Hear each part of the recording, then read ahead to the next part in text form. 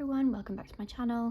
Today's video is going to be my One Book July setup. If you haven't seen last week's video, that gives you the full context of One Book July, why I've decided to use it, or rather why I've decided to do it and why I've decided to use this particular planner. Today's video will purely be the actual nitty-gritty of the setup, so I highly recommend viewing that if you haven't already. So to kick off in terms of the actual planner itself, so this is the Pocket A6 Lechterm in orange. I went for the soft cover. I'd much prefer the soft cover in the Lechterms rather than the hard cover. And yeah, I have done some very simple decorations. So this is a die cut sticker from the shop. I'll leave a link to everything I can find below, just in case there is anything you're after. But yeah, I really loved this. I don't really decorate my planners a huge amount, but I do like to put, particularly if it's a plain cover, I do like to put at least one sticker, particularly kind of a good size one, and this one matched really well. Before we kick off actually, the pen that I'm using with this is the Unijetstream 4+1, so this is 4 colours of ink, a pencil, and there is an eraser on the end. I really kind of wanted to go all in on the One Book July and almost kind of do One Pen July as well, so deliberately picked this so that it had everything that I need for kind of drawing out any you know, calendars or lines or anything like that. So yeah, that's the pen for this month. Opening it up, so like I say, I'm not big on decoration, but I had this kind of empty space here and I thought, you know what, I'm just gonna dig out a few stickers and a little bit of washi tape and just see if I can do something minimalist but pretty, and I actually really like how it turned out. The pocket here is for my bank card and my ID, so I currently have my purse in a Passport TN. For July I am going to experiment with actually using this as a purse as well, so like fully do One Book July in every possible way I can. So I've put a adhesive pocket from the shop in there for that. There's nothing in these pages because of this weird kind of gluing. I don't like that. I would quite like to be able to use these pages, but I don't know. For the time being, there's nothing in there. But what I would want to use it for is post-it notes, which are currently on the empty page of my index. It's literally just a few, but I like the idea of having like a little inbox page. I've seen a few people with bullet journals have this. I know it kind of goes against the whole concept of bullet journaling in terms of the rapid log is supposed to be in the daily, but I wanted just to have a few post-it notes, see if I grab them, see if I use them, but just having them to hand so that if I do need them for whatever reason, they're there. And then I have my index, which there's not a huge amount in here currently, purely because I obviously haven't got into using this yet. I then go into my future log. So this is a blank first page, which is the perfect space for a post-it note with my key. So just to explain the setup of these, so these are blank calendar stickers from the notebook, from the shop, and these are some stickers from the shop that by pure chance fit in here perfectly. So these are from the new Planning Basics range that I've just released, and yeah, I wanted to use them for because there's a certain colour scheme in here that like I wanted to use in the planner, and so yeah, the fact that they fit perfectly without me having to cut them down, very nice. And then yeah, I just wrote in the numbers because I don't like writing in the month because I don't like my handwriting, but writing in the numbers absolutely fine. I then wrote in kind of all the plans or all the birthdays and things like that, and then the colour coding is basically just to see things quickly at a glance. The only problem is, so I have one for multiple, but if I go and add another event, I obviously can't change the colour, so that is a bit of a limitation to my setup. So I think if I was to do it again, I would literally just have one colour that I would use to highlight the day that has a plan, because for me this is purely something visual, so I can look, you know, so if someone wants to do something on the 6th of July, is there anything on there? Yes or no? No. Okay, great, I'm free. This way I can't really trust the colours, so you know, if it's blue because of the birthday, I can't look at that and go, oh, it's a birthday, it's fine, because there might have then been another plan added. So yeah, just a bit of a learn for me. This is my first time in a while kind of doing anything in this way, so yeah, it's a learn. But despite that, I do really like how these have turned out. I think they look really good. They don't take up a huge amount of space. I didn't want a you know, big calendar that took ages to draw out, that took up loads of room. I just wanted something really quick that I could quickly flick through, that you know, wouldn't take ages for me to read or kind of cast my eyes over, because if I'm out and about and I need to make some plans, I need to be able to refer to it quickly. I then go into July. So how I've set this up, I haven't done kind of, you know, if you saw my bullet journal video, I don't like really big complicated setups. I like something simple, straightforward, that doesn't take a long time to do, and also because I'm not hugely arty, so I've just done my usual bit of washi tape and a month sticker. I've then set up, so I released bullet journal, kind of habit tracker notepad is what I call it.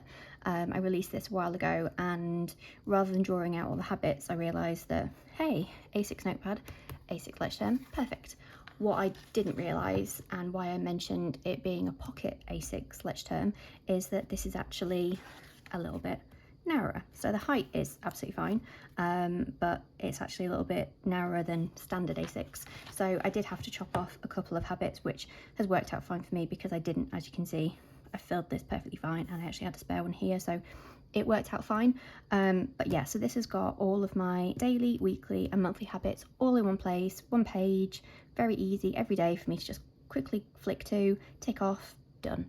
No hassle, no drawing out, perfect. And that is basically why I kind of made the notebook in the first place. I didn't like having lots of habit trackers kind of hanging around, and I knew as a bullet journaler, when I did do it, I didn't like drawing out lots of tables. So yeah, ticked a few boxes. Then for July, so I always use the same washi tape and always edge the month with the washi of the month, so I can easily get to it, and it will look quite nice come the end of the year with all the different washi tape.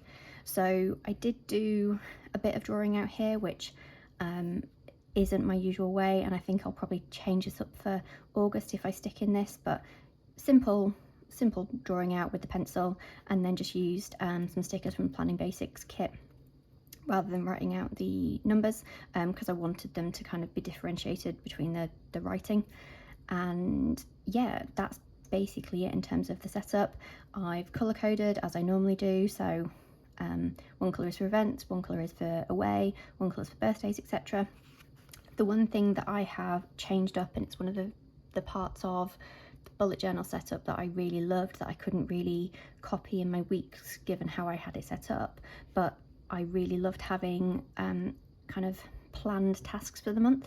So if you saw my bullet journal video, you'll have seen that on the A5 bullet journal, I had kind of plans on one page and tasks on the other. You can't do that in the A6 because there actually isn't enough space to do 31 days. So what I did was deliberately kind of planned this calendar like this to give me enough space here just to write in tasks that do need to be done on certain weeks. I couldn't get it to the date, unfortunately, but this is enough for me to at least be able to, when I'm setting up my week, go, okay, so this week, what's my events, what's my plans, oh, and is there anything that needs to be done this week? Done. It's all good. So yeah, I'll see how this works, but I really like it. I then also have some free space for any tasks that need to be done throughout the month but don't need to be done on a set day.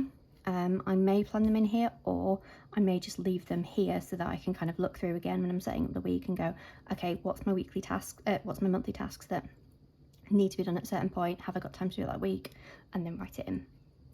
I'll see how I go. So the next thing in terms of my monthly setup is my social media planning. So this is currently in my cousin, and I'm going to experiment with actually, to go full on One Book July. I'm going to do it in here, and the setup is hopefully going to be quite simple and hopefully will work. But basically this is the month spread over 2 pages, and I've basically made 2 columns, one for Instagram, one for YouTube, because although in my cousin I split out YouTube and the blog, generally the blog and YouTube do mirror each other. So I always try to do like a complementary blog post to go with the videos, just in case anyone wants to read rather than watch.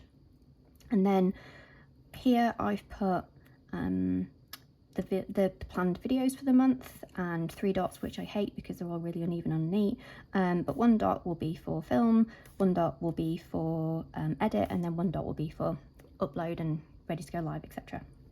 I'm then going to do the same thing here but with pictures for Instagram. So if you've seen my cousin videos or like my flip through from the other week, you'll know that's kind of how I already do the Instagram part of this spread. My one annoyance is if I'd have thought this through, because I just kind of did this layout kind of off the top of my head, I wish I'd moved everything up just so I had a bit more space for Instagrams, because I am going to have to probably squeeze 2 columns worth of content ideas in here. So yeah, for the next month, if I stay in here, I'll move everything up and then I'll have more space. On to the weekly view, and if you saw my week's bullet journal video from the other week, this will be roughly familiar to you.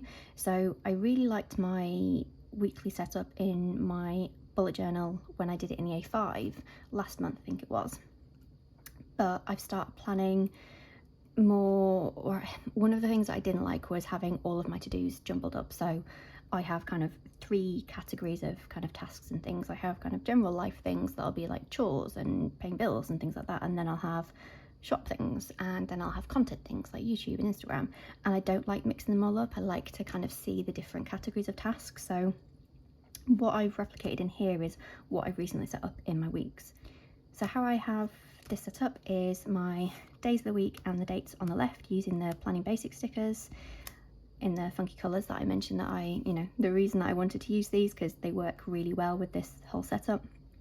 And this column is purely for events.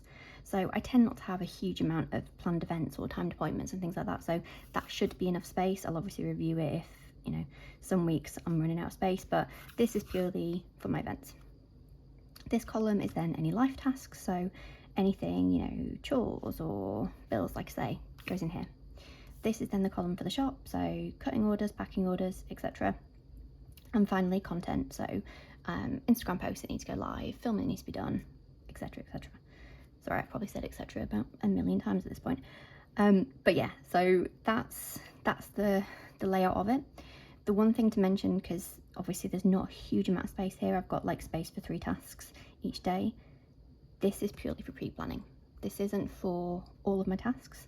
We'll get to that when we go to my daily setup. This is purely for what do I know I need to do next week when I'm sat on a Sunday and thinking about, okay, what's the plans for the week. That's all that goes on here. So things that crop up during the week, that'll go in my daily log. Anything that I know I need to do in advance goes in here. Again, we'll review it as we go along. This is just the first week setup and see how we go. At the top here, I've just set up my usual area for anything that I'm waiting on. So any emails, any happy mail, anything like that, that goes up there as just a bit of a check, or just so that I'm aware of it. I've used a Cocoa Fusion tab for the weekly page only. This is probably the least amount of tabs I've ever had in a planner, so we'll see how that goes. We might check in a couple of weeks and I've got like 50 million tabs, different pages. I'm hoping not. I'm trying to keep it simple this time, but yeah, we'll see.